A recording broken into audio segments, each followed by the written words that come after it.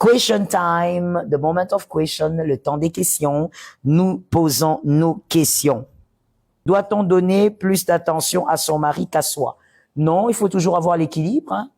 Et d'ailleurs, moi j'ai l'habitude de dire, si vous ne vous sentez pas bien vous-même, vous n'allez pas permettre à un autre de se sentir bien. Je rentre dans les Écritures, aime ton prochain comme. Commence par t'aimer, madame. Donne-toi de l'attention, occupe-toi de toi. Et je veux même ouvrir une parenthèse qui va peut-être choquer. Est-ce que je peux choquer? Quelqu'un m'a répondu, si tu me réponds, je choque. Je choque, est-ce que je peux choquer? Alors je choque en te disant, en réalité, il y a certains plaisirs qu'il faut se donner soi-même en tant que femme, n'est pas l'attente de ton mari. Ça, c'est quand on grandit en maturité. Hein. Il faut l'apprendre. Comme je l'ai répondu tout à l'heure, dans le foyer, c'est tout ce qu'on peut chercher. Que ce soit l'éducation des enfants, la réussite et tout ce que vous voulez, ça doit passer par la paix. Donc, il faut chercher la paix dans tout ça. Et donc, des fois, il faut se faire il faut se faire certains plaisirs sans l'attente de votre mari. Par exemple, vous voulez vous coiffer autrement et qu'il vous avait déjà donné de l'argent pour ça, mais vous avez envie de changer de coiffure parce que bon, ça vous a pas plu. Soyez capable quand même de vous offrir une deuxième coiffure par vous-même, un petit plaisir pour vous-même. Ok? Vous savez que votre mari il est très très strict avec les dépenses et tout ça. Ben, c'est très bien parce que ça vous aidera à bien gérer les choses. Alors, soyez capable aussi, avec vos propres finances, de vous faire plaisir. Des fois, vous allez vous acheter quelque chose qui vous fera plaisir, mais qui ne peut pas être pris dans le budget de la maison, par exemple. C'est important. Ne vous oubliez jamais. Si vous vous oubliez, vous ne pourrez rien faire de bon pour les autres, même pas pour vos enfants. Une autre question. Y a-t-il un lien entre l'insoumission d'une femme et l'absence de son père? Oui. Oui. Je me rappelle que je fais une prédication comme ça, il y a peut-être 5 ans ou 6 ans de cela, où j'ai eu des flèches, j'ai eu des flèches sur les réseaux, alors que c'est la vérité. Une femme qui n'a pas grandi avec son père, elle aura du mal à se soumettre à son mari. Il faudrait que certaines choses la récupèrent dans le parcours, c'est-à-dire l'église, par exemple, l'église locale, apprendre à vivre avec une autorité masculine dans le département de l'église, dans les comités de l'église. Ça va aider cette fille à se recadrer. Au début d'ailleurs, son responsable va sentir que ça sera quand même une rebelle. Elle aura tendance à ne pas supporter les ordres, même les ordres les plus simples donnés à tout le monde. Elle sera toujours dans une position de rébellion parce qu'au fait, elle a grandi sans une référence d'autorité masculine. Et oui, ça joue beaucoup sur la soumission d'une femme. Alors comme je dis, et nous le disons à l'Assemblée évangélique Nouvelle Alliance, si vous avez raté quelque chose en famille, récupérez cette chose dans l'église locale. Parce que le Seigneur donne aussi une église locale comme un lieu de récupération. Oui, tout n'est pas perdu. Vous pouvez toujours. Que Dieu vous bénisse. Comment vivre et être soumise à un homme qui te fait sentir que tu es inutile, que tu ne peux rien sans lui? Ben non, vous aurez du mal, ça c'est clair. Là, vous allez, si vous faites du bien à cet homme, vous ne serez pas dans la soumission. Vous serez dans du mécanisme. Ça sera mécanique, mais vous ne serez pas dans la soumission. Parce que n'oubliez pas que la soumission est accompagnée d'amour, de beaucoup d'amour d'ailleurs, de beaucoup d'amour, beaucoup. Vous savez ce qui fait que certaines choses, vous le faites pour votre mari sans problème, mais vous ne le ferez jamais à votre voisin, c'est l'amour. La soumission est accompagnée de beaucoup, et je veux même dire d'une grosse dose d'amour. Ah oui. Et donc, si votre mari déjà ne vous met pas dans les conditions, c'est-à-dire ne vous présente pas de l'amour, vous n'allez pas être soumise, madame. Même si vous respectez ce qu'il dit, vous n'êtes pas dans la soumission, vous êtes dans un système mécanique. Que Dieu vous donne la victoire. Pasteur, pour son besoin de paix, est-ce que je dois refouler mes émotions quand je m'exprime? Il peut être violent. Madame, si déjà, moi je voulais bien dire, ne refoulez pas vos émotions, mais quand vous dites qu'il peut être violent, eh ben, je crois qu'il faut recadrer les choses.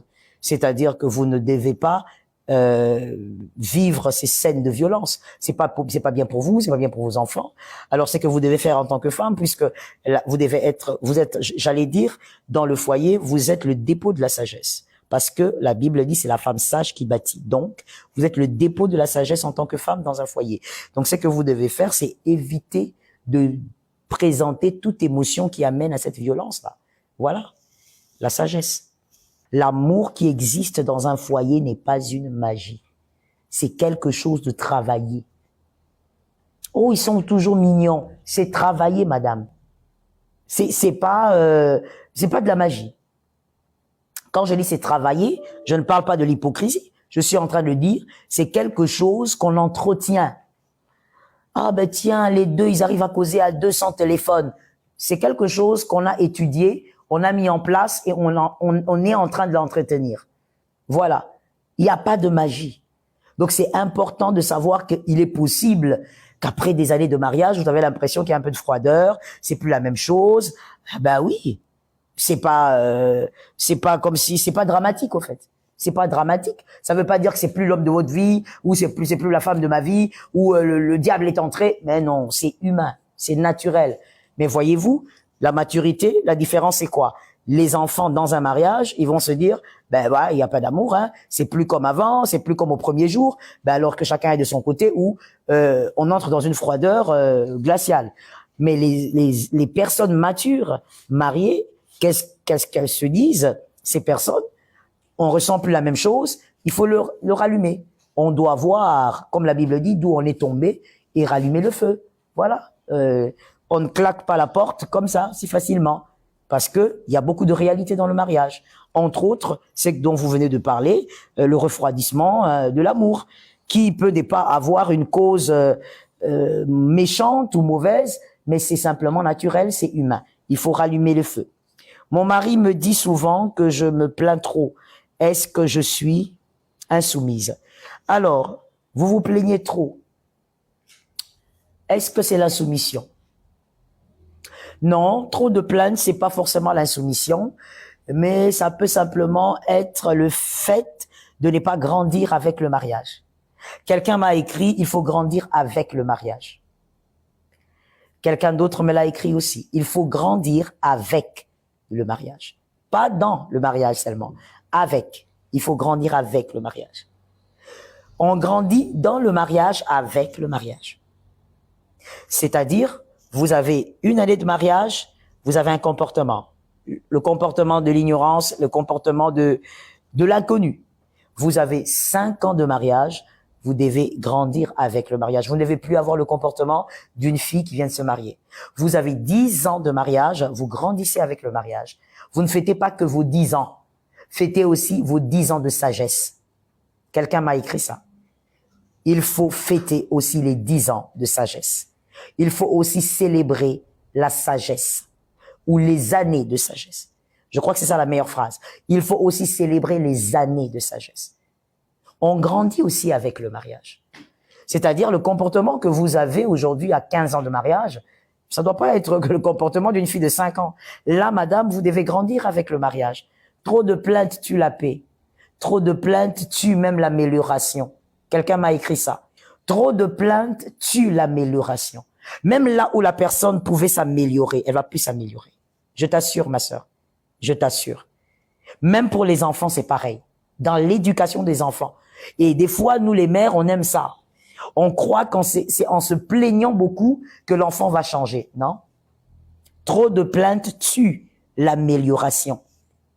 Nous, arrêtez de vous plaindre. Dites ce que vous avez à dire et arrêtez-vous. Quand ça ne change pas, des fois, observez d'abord. Des fois, il faut observer sans rien dire. Observez en silence. Et après quelque temps, s'il y a quelque chose à redire, vous le dites vite fait et vous vous taisez encore. Que Dieu nous aide. Nous sommes en phase d'observation, ma fiancée et moi. Ah ben là, je suis contente. C'est un homme qui pose la question. Ma fiancée et moi, il y a une chose qui m'inquiète. Oui, c'est laquelle, monsieur? Elle m'a l'air parfaite. Ça aussi, c'est dangereux. Vous avez raison. Hein. Sans même avancer, je vous dis que c'est dangereux. Elle a l'air parfaite et j'ai le sentiment qu'elle fait semblant. Je suis d'accord. Chose que je ne peux non plus prouver. Que faire, maman? Vous avez raison. Elle fait semblant. Elle fait semblant. Ah oui. Crois-moi, mon frère. Je t'assure. Elle fait semblant. Parce que Personne n'est parfait. Personne n'est parfaite. Alors, je vais vous donner j'espère qu'elle va pas suivre, hein, parce que si elle suit, c'est mort. Alors, je vous donne une solution, comme on dit, braconnière. Je vous donne une solution braconnière, ainsi vous allez savoir qui elle est. Voici ce que vous allez faire. Vous allez la pousser à bout. OK? Vous allez la pousser à bout. C'est-à-dire, vous allez lui dire que vos parents, s'ils sont vivants, ne veulent plus de cette relation. C'est pas un mensonge, c'est un essai. C'est un essai. Parce que vous ne devez pas épouser quelqu'un sans l'avoir sorti de son coquillage. Même si vous n'allez pas la connaître parfaitement parce que c'est pas le mariage. Mais il faudrait quand même que la personne sorte de temps en temps de son coquillage. Sinon, vous allez vraiment être au-delà même de la surprise désagréable. Faites quelque chose comme ça et observez-la pendant 1, 2, 3 jours. Et vous-même aussi, devenez un peu indifférent. Ne répondez plus à ces messages. Soyez un peu très rare dans les appels et on va voir. C'est ce qui va sortir. Ça sera elle. Ça sera elle. Et j'aime votre intelligence, monsieur. Vous n'avez pas donné votre prénom, je comprends, mais j'aime votre intelligence. Très peu d'hommes ont cette intelligence. Sont capables de voir au-delà de la perfection qu'il y a quelque chose, il y a anguille sous roche. La plupart des hommes vont se dire, oui, elle est merveilleuse. Mais vous avez une intelligence, que Dieu vous aide. How you can be submitted to a man that is irresponsible? That is your question. Alors, c'est clair. A man that is irresponsible is very hard to be submitted to him. Okay? Because before you, lady, to be submitted to a man, you are waiting something from him. This is why the Bible is saying that the man should love. After love, then you can feel automatically submission. Alors, j'étais en train de dire que c'est difficile pour une femme d'être soumise envers un homme irresponsable. C'est trop difficile. Parce que la soumission, en réalité, c'est une chose qui, en vérité, même si beaucoup d'hommes n'aiment pas ça, c'est une chose qui réagit à quelque chose. Quand une femme est soumise à un homme qui ne l'aime pas, elle n'est pas dans la soumission, elle est dans son propre meurtre. Voilà. Elle est en train de s'auto-tuer, s'auto-détruire. C'est pas la soumission. Donc, devant un homme irresponsable, c'est difficile que la soumission arrive. Il faudrait que cet homme commence par la responsabilité. Quelle doit être l'attitude d'un homme qui se retrouve face à une femme qui a tous les réflexes, étant donné que l'homme a un comportement timide? Cet homme est devant une femme qui a tous les réflexes de la soumission. L'homme est timide. Ils sont mariés? Déjà, il faut savoir. S'ils sont mariés, alors cet homme doit se faire aider vite, très vite. Et comme je l'avais dit, évitez les familles. Que l'homme, si vous êtes enfant de Dieu, et je le souhaite pour vous, faites-vous aider par un homme de Dieu, un pasteur, votre pasteur, faites-vous aider par vos parrains, par exemple, parce que là, c'est chaud. Quand elle a tous ses réflexes et que vous êtes timide, ça ne va pas marcher si vous essayez de fournir des efforts par vous-même. Maman, refuser le corps à son mari est une insoumission?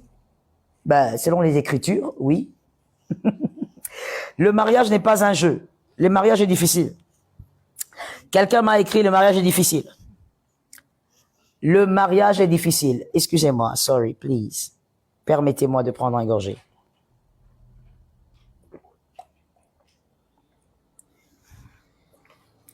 Le mariage est difficile.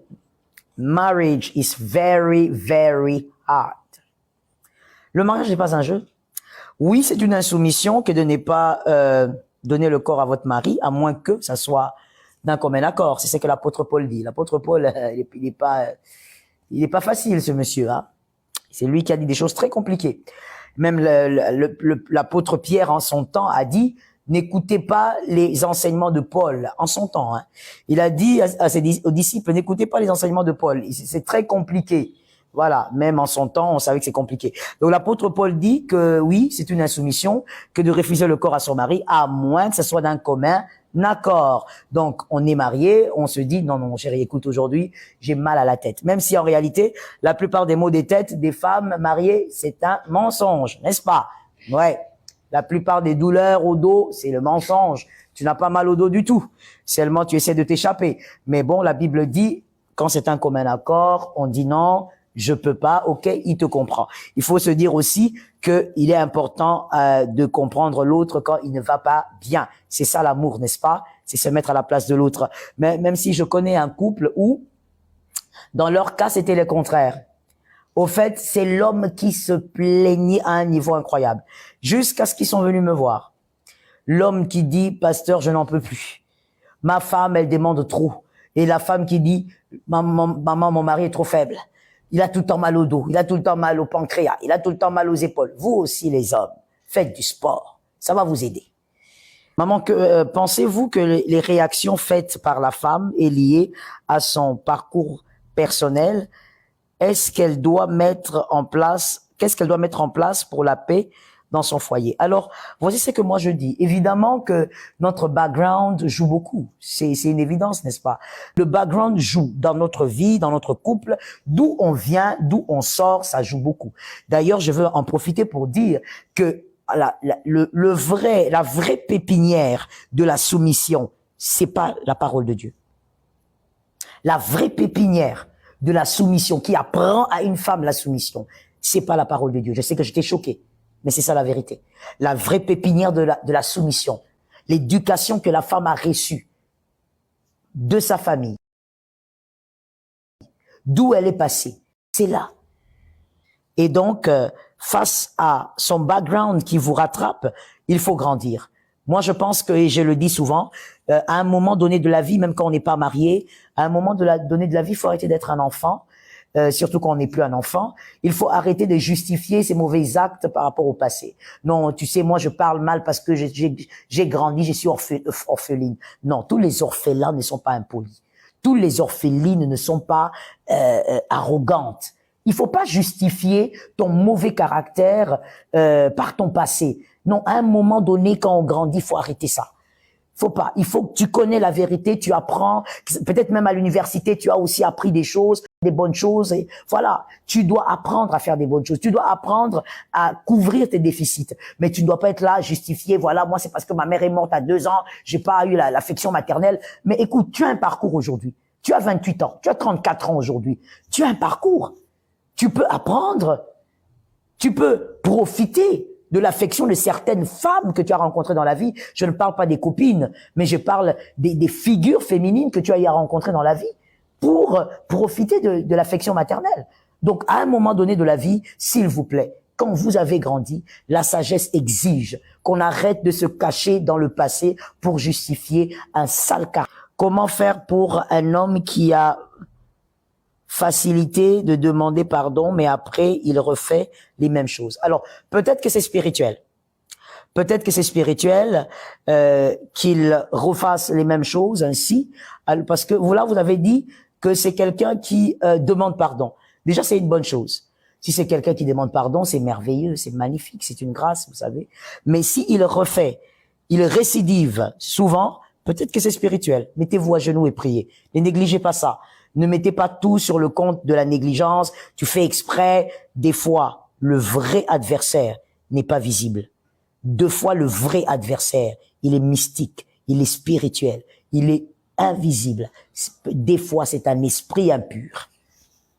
Parfois, la femme se sent obligée de tout faire parce que l'homme n'aide pas.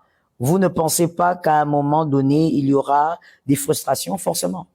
Forcément, il y aura des frustrations. Et voilà le conseil que je vous donne. C'est peut-être un conseil très dur, mais je vous le donne comme ça vite fait. Lorsque vous êtes marié, votre mari ne vous aide pas, c'est que lui doit faire, ne le faites pas. Tout simplement. Ne le faites pas du tout. Voilà pourquoi j'insiste. On ne bâtit pas le foyer avec des émotions. On bâtit avec la sagesse. Sagesse, pas émotion. Et donc, vous pouvez beaucoup aimer votre mari, mais quand vous êtes dans ça, vous serez tellement, vous savez, quand vous êtes trop frustré, en tant que femme, vous ne pourrez même pas faire tout ce bien dont vous parlez.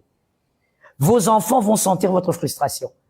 Vos enfants vont réagir, surtout s'ils commencent à grandir, adolescents et tout, et plus haut. Mais maman, pourquoi? Qu'est-ce qu'il y a, maman? Parce que vous déversez la frustration quelque part, forcément. Ça ne sera pas sur votre directeur au travail que vous allez déverser. Vous préservez votre travail. Donc, vous allez le déverser à la maison. Alors, ce n'est pas bien du tout. Quand votre mari ne vous aide pas dans les tâches ménagères, je l'avais dit, ça c'est une question éducationnelle. Ok, on va pas chercher la guerre pour ça. Mais au moins, dans ce qu'il doit faire en tant que père de famille, en tant que chef de famille, en tant qu'époux, ses responsabilités à lui, ne les faites pas. Voilà. Soyez dur comme ça. Pouvons-nous retrouver tous ces réflexes dans une même personne? Oui, bien sûr. Bien sûr. Il y a des femmes qui ont tout ça, même plus. Il y en a.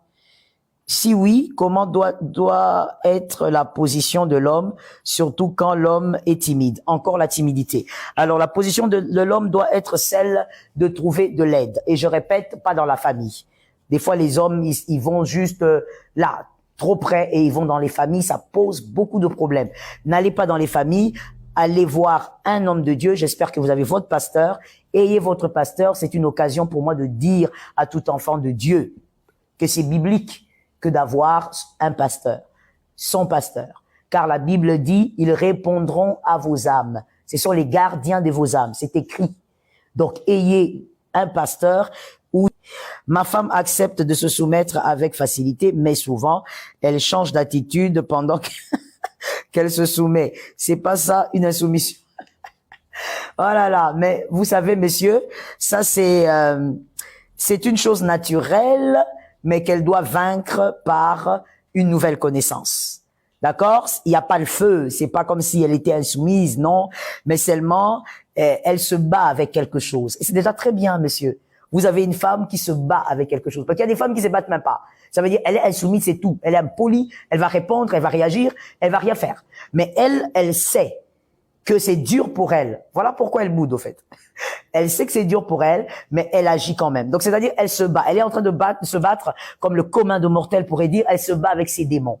Donc, elle est en train de se battre avec ses biens. Mais maintenant, je pourrais lui parler pour lui dire, madame, c'est déjà très bien ce que vous faites, mais s'il vous plaît, vous devez travailler sur votre personne pour ne plus bouder. Ça vous donnera plus de paix et moins de frustration. Parce que quand vous boudez, en réalité, vous ressassez aussi des choses à l'intérieur de vous. Vous vous dites des choses que vous ne pourrez pas dire à votre mari ni à personne. Et ces choses vont vous détruire. Donc, c'est dans votre intérêt de vous battre contre toutes ces choses. Le témoignage. Gloire à Dieu. YouTube, Carole. Je rends grâce à Dieu car ses enseignements ont totalement changé mon mari. Depuis le premier jour, on acclame le Saint-Esprit. Oh yes! Vous avez entendu, mon équipe a acclamé. On acclame le Seigneur. Son mari a changé. Ça, c'est l'œuvre du Saint-Esprit. C'est pas l'œuvre d'un homme. Oh, Carole, je te chuchote ça. Ça, c'est l'œuvre. Ça, c'est l'œuvre du Saint-Esprit. Gloire à Dieu. Vous voyez, mesdames, alors, envoyez à vos maris les morceaux des enseignements. Cet homme a changé de comportement. Elle a même dit totalement, oh, que Jésus protège cet homme. Est-ce qu'on peut dire qu'il soit béni? Gloire à Dieu. Il y a un autre témoignage, Donna sur YouTube. J'avais une douleur à l'épaule depuis 6 mois et je ne pouvais pas bouger. Mais par la grâce de Dieu, je n'ai plus de douleur. On acclame le Saint-Esprit, le Dieu de la guérison et du miracle. Jésus est fidèle. Alléluia. Merci Seigneur. Il est le Dieu des miracles, il est le Dieu de la guérison. Témoignage, TikTok. Maman, que Dieu vous bénisse. Je dis amen. Je reçois 3 fois, 4 fois, 5 fois, 5 millions de fois. Et à vous, je suis devenu... Oh, ça c'est très fort. Ah, ça c'est pas moi, maman, c'est Jésus. Maman, que Dieu vous bénisse. Grâce à vous, je suis devenu fidèle. Ça c'est Dieu. Ça c'est pas moi. Ça c'est le Saint-Esprit. On acclame le Saint-Esprit. Gloire à Dieu. Alléluia. Fidèle. En tout cas, si c'est un homme en plus. Ouh là là, c'est un homme en plus. C'est un homme. Il n'y a pas de E là-bas. C'est un homme. Gloire à Dieu. 1-0 dans le camp du diable. haine pour nous, les femmes dans le Seigneur. Gloire à Dieu. Que Dieu vous soutienne, que cette fidélité soit durable, que ça soit solide. Je bénis vos foyers, je déclare grâce abondante, je déclare la faveur de Dieu, je déclare la visitation divine, que le ciel reste favorable, que le ciel ne se ferme pas sur vos têtes, que le ciel ne se ferme pas sur vos têtes, que le ciel ne vous combatte pas sur vos têtes, que le ciel ne vous arrache pas votre part, sur vos têtes, que le ciel ne renverse pas ce qui vous appartient, sur vos têtes, que le ciel n'amène pas ce qui est à vous chez le voisin, sur vos têtes, que le ciel ne fasse pas pourrir ce qui est à vous, au nom de Jésus. Sur vos têtes, faveur et grâce, sur vos têtes, visitation et grâce, sur vos têtes, changement et puissance. Saint-Esprit, je te rends grâce pour tous ces témoignages. Tu es entré dans les maisons, tu as agi dans les maisons, tu as délivré, tu as manifesté au nom puissant de Jésus. Amen. Le ciel est favorable, on l'a déclaré de là où on est. Le ciel est favorable. Glory to Jesus. Le ciel est favorable. We praise the name of the living God. We praise the name of the Most High. We praise the name of the one that is faithful. We praise the name of the one that has no end. We praise the Alpha and the Omega. Rabba Shakaya.